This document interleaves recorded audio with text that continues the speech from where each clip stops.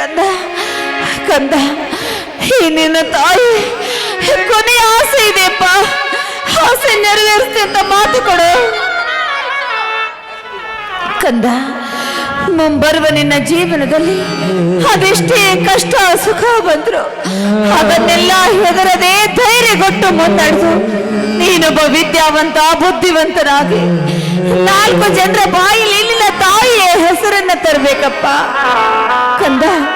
ಹಾಗೆ ಹಾಗೆ ಮುಂದೊಂದು ದಿನ ನೀನು ದೊಡ್ಡವನಾದ ಮೇಲೆ ನಿನ್ನ ಚಿಕ್ಕಪ್ಪನಿಗೆ ಈ ವಿಷಯ ತಿಳಿಸು. ಯಾವ ಪಾಪಿ ನನ್ನನ್ನ ಈ ಸ್ಥಿತಿಗೆ ತಂದನು? ಆ ಪಾಪಿಯ ತಿಳಿರ ತನಿಯನ್ನು ಕಂದ. ಅಮ್ಮ ಕಂದ ಕಂದ ಅಮ್ಮ ಗುಂಡಿಗೆ ಬಲಿಯಾಗಿ ನನ್ನನ್ನು ಪರದೇಶನ್ನಾಗಿ ಮಾಡಿ ಹೊರಟೇನಪ್ಪ.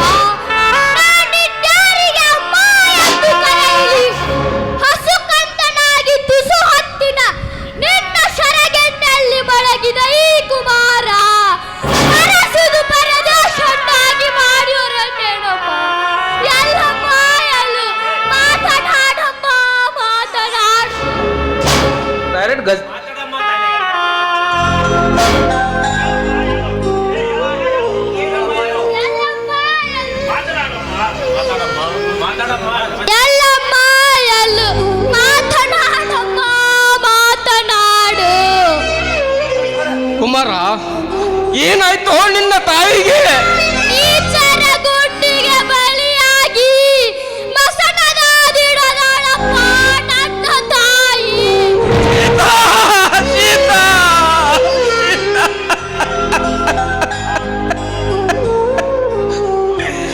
ಕ್ರೂರ ರಕ್ಕಸನ ಬಲಿಯಾಗಿ ಹೋದಿಯ ಸೀತಾ. ನಿನ್ನ ಕುಮಾರನ ಕೀರ್ತಿ ಪಾಂಡತ್ತರಿಗೆ ಬೆಳೆಯಲೆಂದು ಹರಿಸಿದ ನೀನೇ ಇಂದು ಅವಳ ಸಂತೋಷದ ಕಣ್ಣೀರೊರೆಸಿ ಹಾಗೆ ಕಣ್ಮುಚ್ಚಿ ಬಿಟ್ಟಿಯ ಅಜ್ಜಿತ, ಹಾಗೆ ಕಣ್ಮುಚ್ಚಿ ಬಿಟ್ಟಿಯ.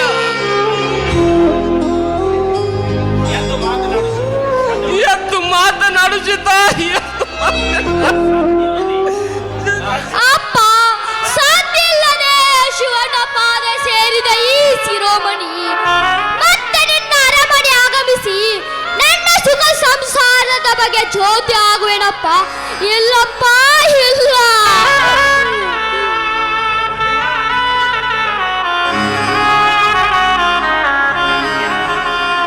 ಅಣ್ಣ, ಯಾಕಪ್ಪ ನಿಮ್ಮವಳು? ಏನಾಗಿದೆ ನನ್ನ ಅತ್ತಿಗೆಗೆ? ಏನಾಗಿದೆ ಎಂದು ಹೇಳುವಷ್ಟು ಶಕ್ತಿಯು ನನ್ನಲ್ಲಿಲ್ಲಪ್ಪ. ಅಂದರೆ ಯಾವನೋ ಒಬ್ಬ ನೀಚನ ಗುಂಡಿಗೆ ಬಲಿಯಾದಳಪ್ಪ ನಿನ್ನ ಅಣ್ಣ. ಸತ್ಯವಾಗಿಯೂ ನನ್ನ ಅತ್ತಿಗೆ ಗುಂಡಿಗೆ ಬಲಿಯಾದಳೆ ನನ್ನ ಅತ್ತಿಗೆ. ಅಣ್ಣ, ಅದು ಯಾವ ಚಾಂಡಾಲ ಹೇಳಣ್ಣ? ನನ್ನ ಅತ್ತಿಗೆಗೆ ಈ ಸ್ಥಿತಿ ತಂದ ಅವನು ಯಾವ ಕ್ರೂರಿಯಾಗಿದ್ದರೂ ಸರಿ, ಈಗಲೇ ಹೋಗಿ ಆ ಬಂಧನ ರುಂಡವನ್ನಿ ಚಂಡಾಡಿ ನನ್ನ ಅತ್ತಿಗೆ ಪಾದ ಕಲ್ಪಿಸಿ ಬಿಡುತ್ತೇನೆ. ನೋಡದೆ ಅವನ್ ಯಾರೆಂದು ಹೇಗೆ ಹೇಳಿಲ್ಲಪ್ಪ ನಾನು. ಅತ್ತಿಗೆ ಅತ್ತಿಗೆ ತುತ್ತಿಟ್ಟ ಅತ್ತಿಗೆಯ ಪ್ರಾಣ ಕಾಪಾಡದ ಇವನೆಂತ ಪುಂಡನೆಂದು ಇಡೀ ಊರಿಗೆ ಊರೆಚ್ಚಿ ಹಾಕುತ್ತಿದೆಯಮ್ಮ. ನಾ ಹೇಗೂ ಮಾಡಲಿ? ಆದರೆ ಒಂದು ಮಾತು ಅತ್ತಿಗೆ, ಅನ್ಯಾಯವಾಗಿ ನಿನ್ನ ಪ್ರಾಣ ತೆಗೆದ ಅವನೆಂತ ಪ್ರತಾಪಶಾಲಿ ಆಗಿದ್ದರೂ ಸರಿ, ದುರ್ಗಮ್ಮನಿಗೆ ಬಿಟ್ಟ ಹರಕೆ ಕೋನದಂತೆ ಅವನನ್ನು ಕೈದು ಆ ಸೇಡಿನ ರಕ್ತ ತಂದು ನಿನ್ನ ಸಮಾಧಿಗೆ ರಕ್ತ ಲೇವೈತೆ ಲೇಪಿಸದಿದ್ದರೆ ನಾನಿನ್ನ ಮೈದುನ ಛಲಗಾರ ಬಲಭೀಮನೆ ಅಲ್ಲ, ಇದು ನಿನ್ನ ಶವದಾನಿಗೂ ಸತ್ಯ ಅತ್ತಿಗೆ.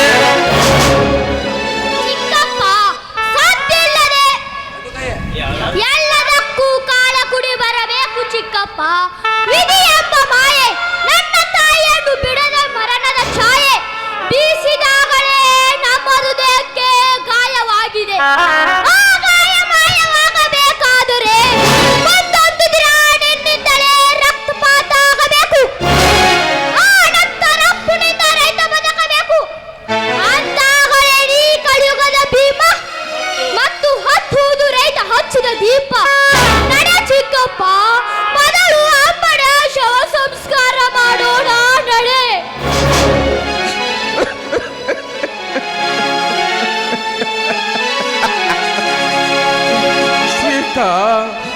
ಸಾಕಷ್ಟು ಶಾಲೆ ಕಲಿತ ವಿದ್ಯಾವಂತಳಾದರು ಈ ರೈತನ ಕೈ ಹಿಡಿದು ಬಹಳ ಸಂಗಾತಿಯಾದೆ. ಅಷ್ಟೇ ಅಲ್ಲ, ಸುಖ ದುಃಖಗಳಲ್ಲಿ ಬೆನ್ನು ಕೊಟ್ಟು ನಿಂತೆ. ಹೊಲದ ಕೆಲಸ ಅಂತ ಬಂದಾಗ ನನ್ನ ಜೊತೆ ಗಾಡಿಯಲ್ಲಿ ಕುಳಿತು ಹೊಲಕ್ಕೆ ಬಂದು ಆಳುಗಳ ಜೊತೆ ಹಾಳಾಗಿ ದುಡಿತಿದ್ದೆ. ಅಷ್ಟೇ ಯಾಕೆ, ನನ್ನ ತಮ್ಮ IPS ಓದುತ್ತಿರುವಾಗ ಬರಗಾಲದಿಂದ ಮನೆಯಲ್ಲಿ ದುಡ್ಡಿನ ಕೊರತೆ ಇದ್ದಾಗ, ಸಾಲದ ಒತ್ತಡವು ಹೆಚ್ಚಾದಾಗ, ನನ್ನ ತಮ್ಮನು ಓದುವ ಅರ್ಥಕ್ಕೆ ನಿಲ್ಲುವಂತ ಸಂದರ್ಭ ಬಂದಾಗ, ನೀನು ಅದೆಷ್ಟೇ ಕಷ್ಟ ಬಂದರೂ ಸರಿ ನನ್ನ ಮೈದುನ, ನನ್ನ ಹಿರಿಯ ಮಗ ಇದ್ದ ಹಾಗೆ ಅವನನ್ನು ಓದಿಸ್ತೀನಿ, ದೊಡ್ಡ ಅಧಿಕಾರಿಯನ್ನಾಗಿ ಮಾಡ್ತೀನಿ ಅಂತ ಹಠ. ನಿನ್ನ ಕೈಯಲ್ಲಿರುವ ನಿನ್ನ ತವರಿನಿಂದ ತಂದ ಬಂಗಾರದ ಬಳೆಗಳು, ಒಡವೆಗಳು, ಓಲೆಗಳು ಎಲ್ಲವನ್ನು ಅಡವಿಟ್ಟು ನನ್ನ ತಮ್ಮನಿಗೆ ಹಣ ಕಳಿಸಿದಾಕಿ ನೀನು. ಅವನ ಸಂತೋಷವೇ ನೋಡದೆ ಹಾಗೆ ಕಣ್ಣು ಮುಚ್ಚಿಬಿಟ್ಟೆ. ಸೀತಾ, ನಾಳೆನೇ ಯುಗಾದಿ ಹಬ್ಬ. ಯುಗಾದಿ ಹಬ್ಬ ಬಂದರೆ ಸಾಕು, ಈ ಅಂಗಳದ ತುಂಬ ಬಣ್ಣ ಬಣ್ಣದ ರಂಗೋಲಿಯ ಚಿತ್ತಾರವನ್ನು ಬಿಡಿಸಿ ಈ ಮನೆಯಲ್ಲಿ ತಳಿರು ತೋಳರಗಳಿಂದ ಬಣ್ಣ ಬಣ್ಣದ ಹೂಗಳಿಂದ ಶೃಂಗಾರ ಮಾಡಿ ಮನೆ ತುಂಬ 100 ದೀಪದ ಪ್ರಣತೆಗಳನ್ನು ಇಟ್ಟು ನನ್ನ ಮನೆ ಎಂಬುದು ಸ್ವರ್ಗವನ್ನಾಗಿ ಮಾಡಿಬಿಡ್ತಿದ್ದಿ. ಅಷ್ಟೇ ಏಕೆ, ನೀನು ಕೂಡ ಹೊಸ ಸೀರೆಯನ್ನುಟ್ಟು ಕೈ ತುಂಬ ಬಳೆಯನ್ನು ಇಟ್ಟುಕೊಂಡು ಕಾಲಿಗೆ ಗೆಜ್ಜೆ ಚೈನು ಕಟ್ಟಿಕೊಂಡು ಮುಡಿಗೆ ಮಲ್ಲಿಗೆ ಹೂವು ಮುಟ್ಟಿಕೊಂಡು ಮುದ್ದಾಗಿ ಅಲಂಕಾರ ಮಾಡಿಕೊಂಡು ಬಾಲ ಚಂದ್ರಿಕೆಯಂತ ಮಿರಿ ಮಿರಿ ಮಿಂಚುತ್ತಾ ನೀನು ಅತ್ತಿಂದ ಇತ್ತಿಂದ ಅತ್ತ ಓಡಾಡಿ ಕೆಲಸವನ್ನು ಮಾಡುತ್ತಿದ್ದರೆ ಆ ಮಹಾಲಕ್ಷ್ಮಿಯೇ ನನ್ನ ಮನೆಗೆ ದರಗಿಳಿದು ಬಂದಾಳೇನೋ ಅಂತ ಭಾವಸವಾಗುತ್ತಿತ್ತು.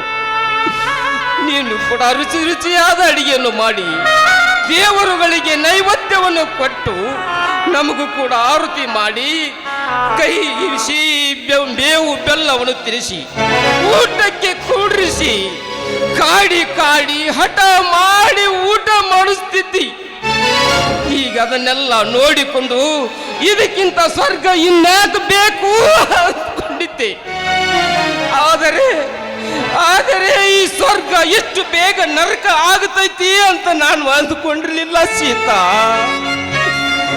ಇಂದು ನಾಳೆ ಯುಗಾದಿಯ ಹಬ್ಬ, ಊರಲ್ಲಿ ಜಾತ್ರೆ, ಈಗ ನನ್ನ ಮನೆಯಲ್ಲಿ ನಾಳೆ ಎಲ್ಲರ ಮನೆಯಾಗ ಯುಗಾದಿಯ ಸಡಗರ, ನನ್ನ ಮನೆಯಲ್ಲಿ ಸೂತಕದ ಸಡಗರ.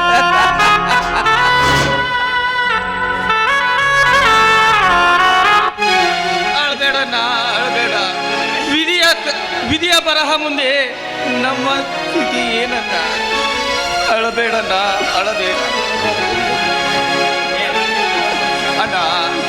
ನನ್ನ ಓದಿಗಾಗಿ ಅತ್ತಿಗೆ ಮೈ ಮೇಲಿದ್ದ ಆಭರಣಗಳನ್ನು ಮಾರಿ ನನಗೆ ಶಾಲೆ ಕಲಿಸಿದಳಣ್ಣ. ಇನ್ಯಾರಿಗೆ ನಾನು ಅತ್ತಿಗೆ ಅನ್ನಲಿ? ಹೆತ್ತ ತಾಯಿಗಿಂತ ಹೆಚ್ಚಾಗಿ ಬೆಳೆಸಿದ ನನ್ನ ಅತ್ತಿಗೆಗೆ ನಾನು ಏನಂತ ಉಡುಗೊರೆ ಕೊಡಲಣ್ಣ, ಏನಂತ ಉಡುಗೊರೆ ಕೊಡಲಿ?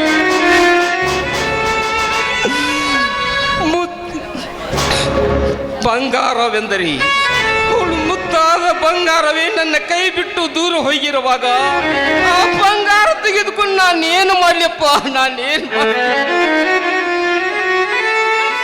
ಬನ್ನಿ ಅವಳ ಅಂತ್ಯ ಸಂಸ್ಕಾರವನ್ನು ನೆರವೇರಿಸೋಣ. ಆಯ್ತಣ್ಣ, ಬನ್ನಿ ಮೊದಲು ಅತ್ತಿಗೆ ಶವ ಸಂಸ್ಕಾರ ಮಾಡೋಣ. ಜೀವ